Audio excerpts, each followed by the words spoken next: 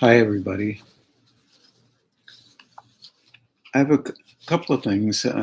One question from Barbara Newport. Um, she says, I have a question for class.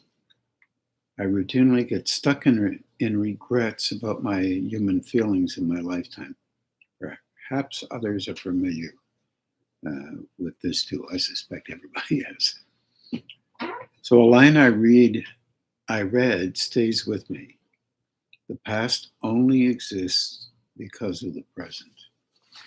There's fairly logical construct there. Really, basically, you're looking at that which has gone before, because in a timeline, this happens to be the present. So it reminds me of you saying that the work that we do can change the future. Can it impact the past? And do we unwittingly maintain past dynamics through perpetuating our version of events?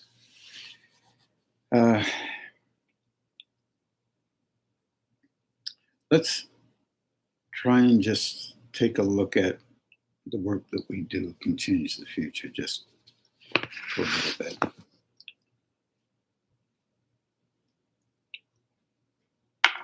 When you're talking about changing our future,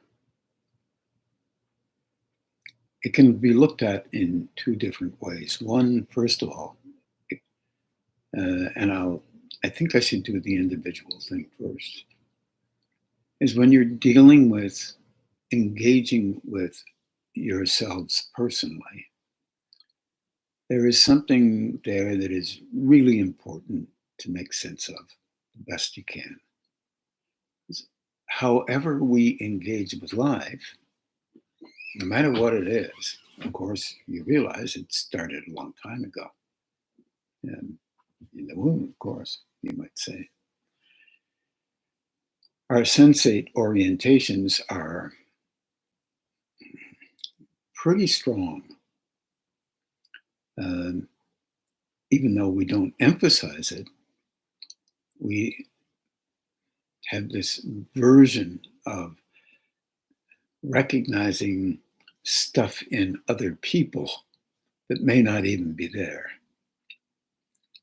And that is a natural tendency, actually, because what we're doing is engaging primarily reflexively with others and coming up with a resolve or various kinds of resolves that relate to looking at our own personality's versions of how that person is. So we check their eyes, their body language, we do this all reflexively. And that all engages with our own past and all the moments of how life experiences touched us. And we don't really notice specifically little pieces and parts of others as it touches our life experience, but we just get a general malaise, one could say, or a sense of how that other person is, and then we assess it based on how we have been trained to assess things from a version of a kind of loving that relates to ourselves. In other words, we love the way we assess other people. We love the way we act. We love the way we engage. And we value it. That's literally fine. It's what we do. We don't break it down because we wouldn't like to think that we would only be assessing based on how life has affected us. We like to think that we're more right than wrong in our assessments, and of course, it doesn't necessarily mean that's true. As a matter of fact, mostly we don't have enough information to come up with a decent understanding of another. So there's a trick in this. I know I said this many years ago, and nobody seems to like this one, and I'm inclined to agree with them all. And here it is. The more reactions we have inside of us towards others, the more that we confess out some of the raw spots we have in us, because we react to things that we do. If others are doing that, we react stronger. If they're hotter inside of us. That doesn't sound very good, but nonetheless, seems to be the way it is. I'm not saying that's 100% perfect, but it's very valuable to know on your part. However, here's an obstruction. The obstruction is we love us the way we are, no matter what it looks like, no matter what we do, how we act. So there's a dilemma with this. When you begin to shift internally, there's a real powerful engagement with love, the love of the how you think you are, that will, in a kind of a way, be an obstruction for change. You can change for a bit, and if you are quite happy with the fact that you change for a bit, you really don't understand that some of the stuff that you actually do interferes with you maintaining that change. It's the nature of a tremendous amount of love that you have for yourself and your self-interest. And this works both ways. If you're not feeling good about yourself, it works out that you begin to not feel happy if you're not being miserable, which is a terrible thing to say out loud. And I don't think that this is done consciously at all. It's more an unconscious reflex based on the fact that over the years, we have been involved with that kind of reflexive response. So, and we, of course, value how we have been constructed. So, in a kind of a way, when you begin to shift and change as preparation for being able to see more of how you function without judgment, look out for that one, because judgment is hailed by how you believe you think you need to be you. It's not as always real. However, we're not perfect beings. We're not set up to be perfect judges of others. However, that doesn't stop us from doing just that. And we don't think that we need to do anything about that because we're quite happy with the love that we sense through value, our sense of value about us doing the way we think we need to do things. If that can be shifted just a little bit, what you do is you begin to change how you were before. Now, this is basic engagement with an action that makes some sense in a logical way. All right, that's one aspect. And in this idea, this formulation of this idea of a personality, because it is an idea, it's unfortunate, but we're not equipped yet to perceive these things as they are. So we tend to perceive them as how we like them to be, so that we value our personalizations. This is difficult. Old traditions in the East would say, to move that, you would have to be humble.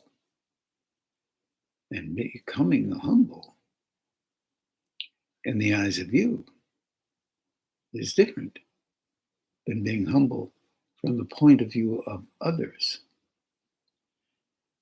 It's very difficult for others to perceive that humility in you, because if you are gaining access to being humble within yourself, and that's an interesting word, then others will see that as a direct problem within themselves, because they are not attempting to be humble. So that's a big dilemma. So what often happens is that humble word is often acted, not real, and expressed as a kind of sense of humility. I'll give you an example of not that is a person able at a higher, being influenced by higher states, engaging with others through energy for a purpose of helping others to grow without them knowing that that is happening. Some of the stories I've mentioned in the past about these able beings, they don't want the adulation because they know that that will pull them in a direction that relates to characteristics that are common here on these planes. And it's difficult to get out of them because they're so subtle. So engaging with the present so that the past can be softened and shifted is not as simple as thinking you know something or engaging with you are more able than somebody else. That is the reality that you and I, face every day. We've learned it in our educational system, our family backgrounds. Act like this, otherwise you are not the right kind of doing the right kind of thing. Or nationalities do something fairly similar, which is our country is better than every other company in the country, and it's all this stuff. The dilemma with this is that ultimately an engagement with higher states forces you to understand that there is something beyond you and much more interested in helping you for a purpose that relates to training you to be helpful to others. And I'm talking about energetic components here. I'm not talking about I had 475 times that I talked to people and helped them this month. Somebody else says, no, I had 670. Somebody else says, I had 1,422. That stuff is what we do normally. And it's divisive rather than allowing ourselves to understand the nature of our engagements with these fields of consciousness that relate directly to similarities. For example, if you get angry, and many of us have been that from time to time, there are links to that, a field of anger that you can pick up in your day-to-day. If it's more repetitive, it'll be stronger. And the more energy you have inside of you, it can get even stronger. So learning how to try and soften it down is a very, very important thing. However, we are so used to being adamant about what we think is more true than somebody else's ideas. We get very frustrated, and you can get frustrated or angry just because someone doesn't agree with your idea. And you know, because you're in love with your orientation, this is for everybody, all of us, that your orientation is more important than somebody else's orientation. The realization that we all move through growing processes. The realization that we can learn how to watch that, even just a little bit, as opposed to protecting it. This is very difficult for everybody. Means that you can actually notice something that is prevalent as a reflex within your construct, within your constructed personality, this idea of a personality, how you function or not function. And you can engage with it and not necessarily agree with it.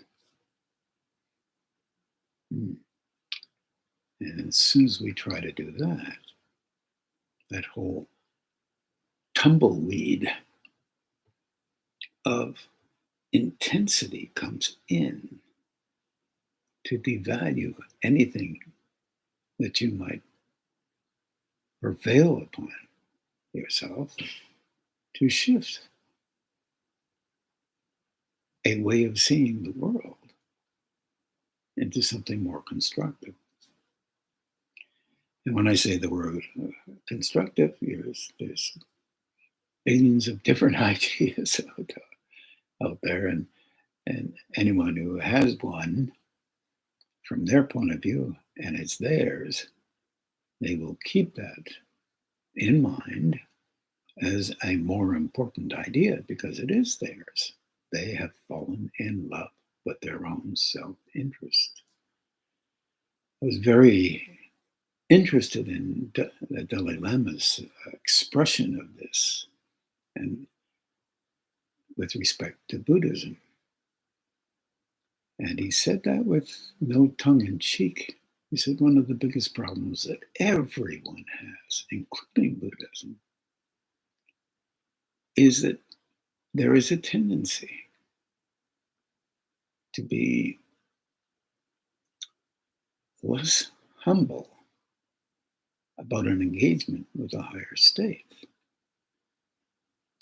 From a particular point of view, of course, because individuals by the carload have different points of view about their engagement with higher states. These are highly personalized, And that is not related to a higher state. It might be important for us to consider the possibility that humanity can engorge itself with self-interest to the point where all others are of no significance whatsoever. We have had our historical past come up with things. Often, sometimes they are treated with adulation. Heroes, not really, but they're treated that way. And it's hard for us not to do that because individually, many folks all over, every single one picks a little piece of the territory of life and considers that little piece within themselves to be as valued or even more valued than anybody else doing it. This is not how it runs with higher states. But it is an act of love. And that loving is profound. We love the way we have willed ourselves to be according to what we believe we need to be to align with our version of what is valuable as an individual. And this happens all over the world. But this creates a field of consciousness related to characteristics and intensities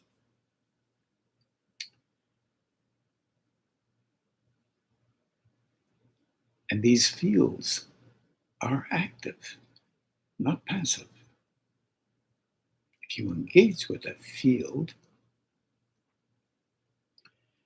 you can sense the power of that field. And dominance is one of these fields.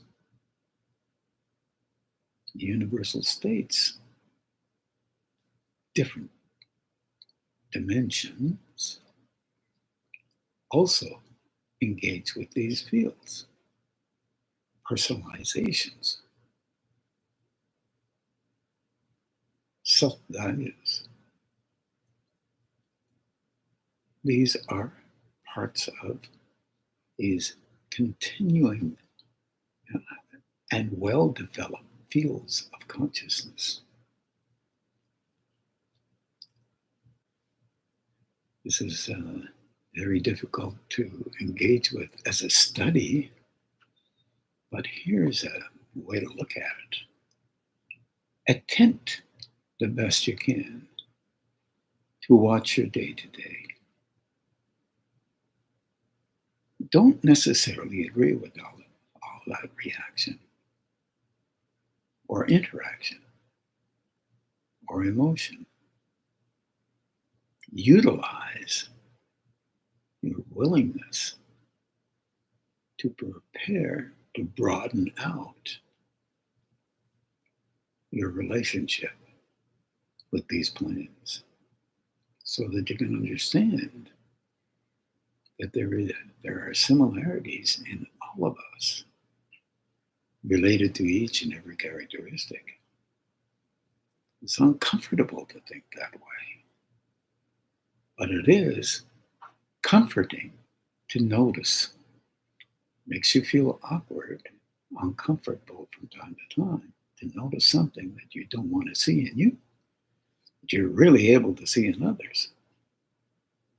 But it is interesting and valuable to learn how to soften that down and not necessarily agree with a reaction. Because it's important to notice when you're touching one of those fields of consciousness because it increases your engagement with that characteristic. And you, in a second, you can begin to think that in any context, it's appropriate because you're the one that's doing it. Yeah. Or not. There are people who have no interest in doing that.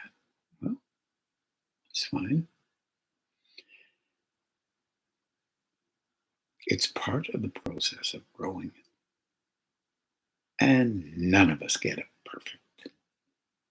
If you can remember that part and recognize that from time to time, you are one of these folks who don't get it perfect, at least you have a little bit of insight into the possibility that you are engaging at least a little bit with a movement towards understanding these fields of consciousness that we're all linked into, from the lowest to the highest. And even if that is uncomfortable, it might cultivate a little bit of different thinking that might be helpful, certainly to the past, undoubtedly to your future. I'm not sure just exactly what else I might have said here, Barbara. Oh, yeah. Do we unwittingly maintain past dynamics through perpetuating our version of events? I would say always. As acts of love for the personas we have created. It seems to me that how to interact with these things is to attempt energetically to soften them down. Yes, do the life map on it, meaning open your hands. Keep meditating on them. Ask for help for them. Ask that they be transmuted and healed in the place within us that created these things so that we could be more comforted by ourselves with the sensation, because we have a great need to be comforted in our interactions with life. We have experienced not being recognized, not being understood, not being engaged with, being told what to do, pushed around, moved around, basically as a child for the benefit of us sometimes, and sometimes not. No parent has been perfect. And if you're a parent now, you haven't been either. None of us have been perfect. And perfection is not the deal. Recognition and a willingness to understand a little bit better that others are doing the same thing we are. And we like to turn that around and say, we are not doing those things. They are the ones who are doing those things. We do these things to make our lives more valued because there is a need. We are vulnerable. Each and every person who exists has a level of vulnerability within them. And it usually relates to loving. So we characterize loving in a kind of a manner that enables us slightly differently than others. And as we grow, it is our hope that we begin to grow in a manner that's slightly different than what we have learned is valuable. So what we've learned is this: become really great, more important than anybody else. It's a natural tendency. Corporations do the same thing. Um, we even talk about religions. This religion is better than that one. And we really don't understand what these things are. As a matter of fact, most of the time we don't understand, but we fit definitions and we accommodate our defined envelopes into words that and defenses of those words and ideas and images that make us feel valued. Once again, that should give us more loving other people who would agree or disagree. Um, they just are trying to do the same thing. They ache to be loved because our engagement with that higher state is an act of love in everybody. Don't care who it is, what they think, and how they think it. There is an act of love in them. Deep down, that is gentle, engaging, universal, and they cultivate the use of that loving that lies within for the purpose of engaging and creating a personality of a kind, a special kind that relates to the defining of that individual. We have all done this without understanding that that love is pervasive throughout the universe. Yes, I know. It could be considered an energy that would lead us into an engagement with another dimension. Often people have come up with this idea. Our four dimensions here, superseded by a fifth dimension related to spiritual interaction. I'm not poo-pooing that idea. I'm just saying these are words that are used. And for some, those words are valuable. For others, they use their own words. And those words are valuable. In a secular orientation, it's, you use that energy. Usually that field or level of consciousness is related to creativity around science, around engagements with life. If you are more creative than somebody else, therefore you're more important than somebody else. If you have more wherewithal in certain fields, then you are more important. This is the way we deal with things. And we cultivate this. We go out of our way to have tidbits of information that make us more important than somebody else. A link with that higher state consciousness will give you ideas that can be helpful to others. But the difference is, one could say, they do not come from you as an individual. They come in and through you. It's a big difference between those two. We're not understanding this very well because we can't yet. We're not prepared for it. And we battle the preparation for it which is natural, because we already have fallen in love with whatever it is that we have by the time we reach, God only knows, maybe only in our 20s. But if you talk to a teenager, like teens,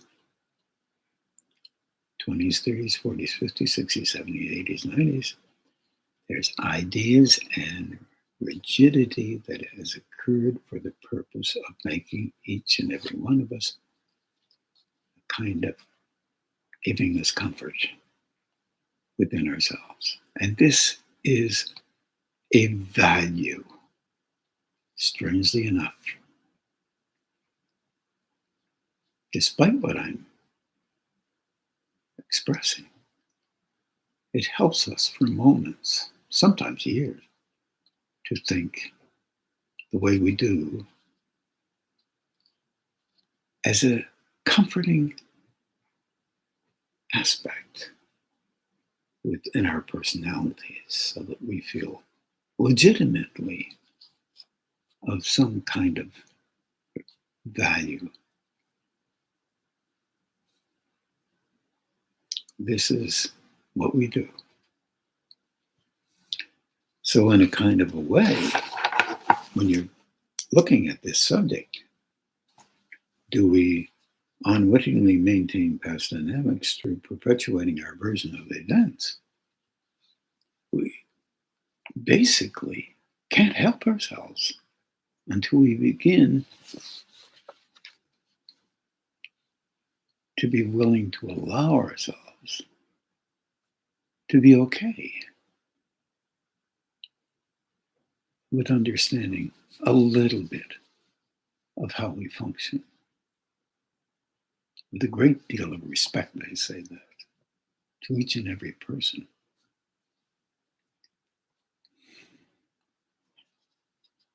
Just realize that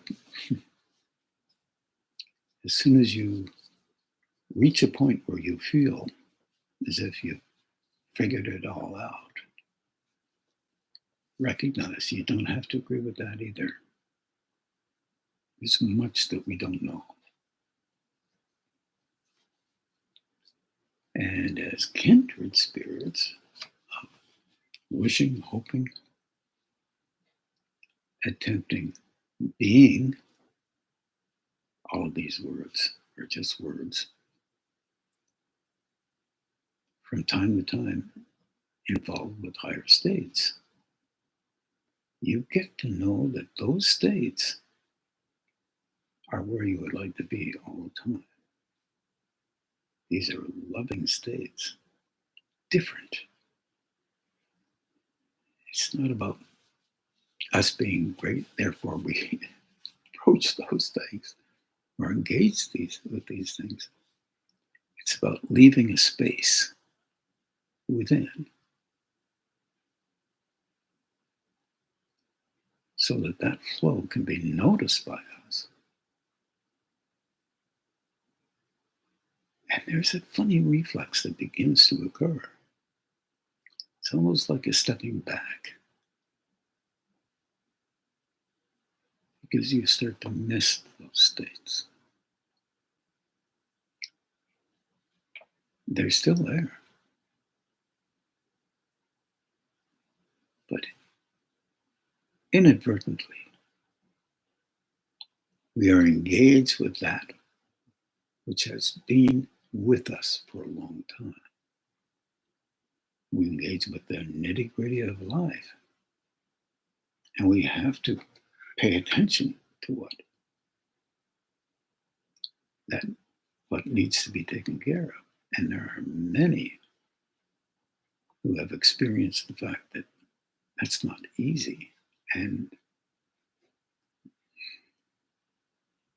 are sometimes unable to pay attention to that stuff. This is part of the process of growing, very difficult to overcome. So I think I'll leave that there, Barbara. Hope that helps a little bit. There's another thing that sort of hit my recognition. I remember talking about Sue Donahue's question about what's the difference between religion and spirituality. And I'm not so sure that I was able to touch that answer as deeply as I thought I might have. As you all know, it's a complicated question because when you're talking about spirituality, there are a lot of things that people consider spiritual, which may or may not be. And that includes different ways of thinking philosophically, psychologically, religious, and things that are metaphysical.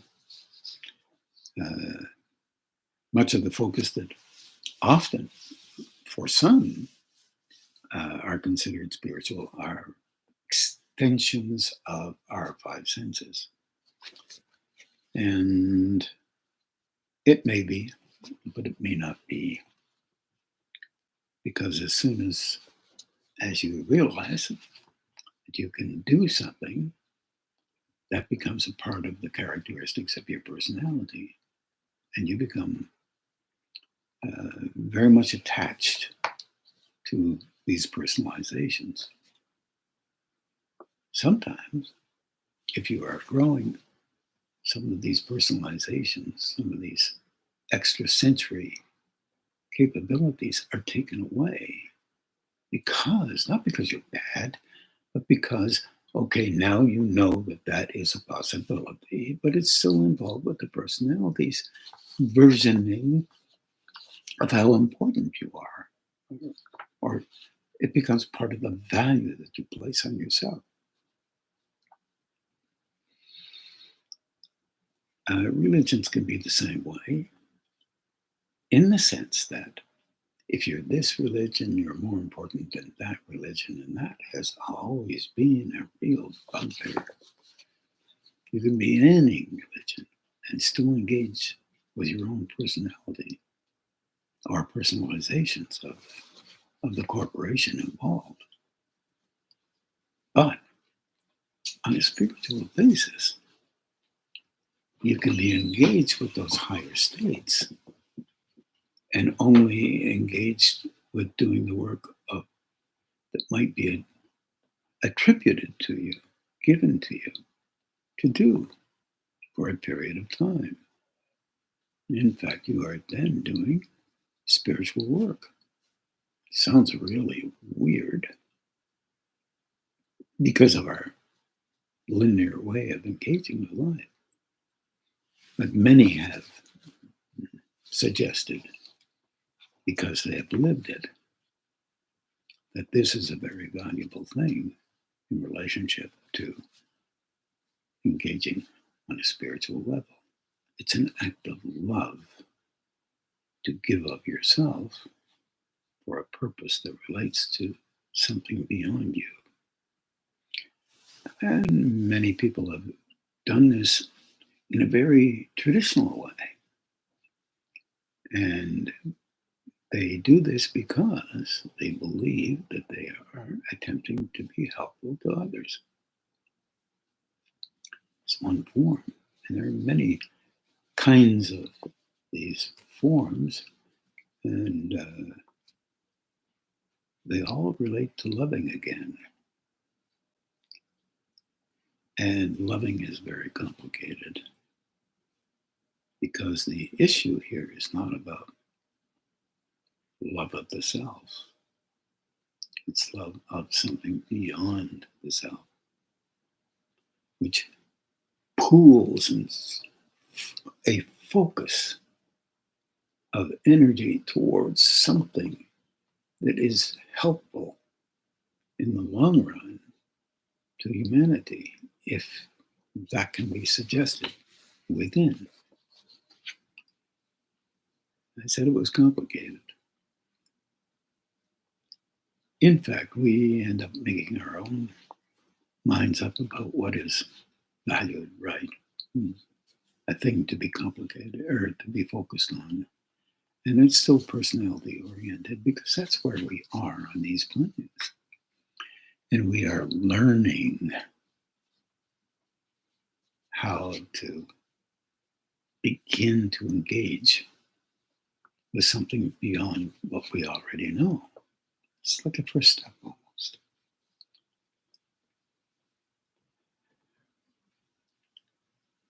And let's see if I left anything out here. But the one thing we need to remember is no matter what we do, the ideal or the idea of doing something and doing it well, even doing something, still promotes the elevation of the personality within. And we go through these processes as a natural way of engaging with others and with our whole culture, because that defines us as a value relative to the culture. Imagine an individual of whom I have met some, fortunately, I don't know why, unfortunately, who have no basic link with needing to be recognized as valued by the culture. As a matter of fact, they go out of their way not to be noticed in the culture. This is something that's way, at this time, way beyond our natural tendencies. But nonetheless, an idea related to humility and purpose of a higher state. And the communications of engagements with these people are energetic in nature, not verbally engaging necessarily at all. That's why it's so important to allow or begin to allow a new perception of energetic nature, the energetic nature of that flow that is consistent with all of us. To learn how to do that, how to have that begin to occur, and to go through the constant awareness, not awareness, awareness, not awareness. And when you're focused on your personality, the awareness slips back into the personalizations. And understand that that's part of the process of growing, as opposed to something bad may happen. Or you're less than because that happens. It's not real. But it does give you an understanding of the fact that it can happen inadvertently. And you continue. And you continue. And as you grow, you continue. Instead of holding back, focused on the wondrousness of your position in that particular growing process. Because it's supposition based on the personality's reflexive reaction to the need to be comforted and purposeful in relationship to the context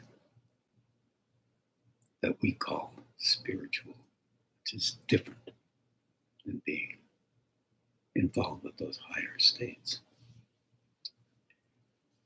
I hope I clarified that. I have the funny feeling that it's not easy to clarify, from my perspective at least.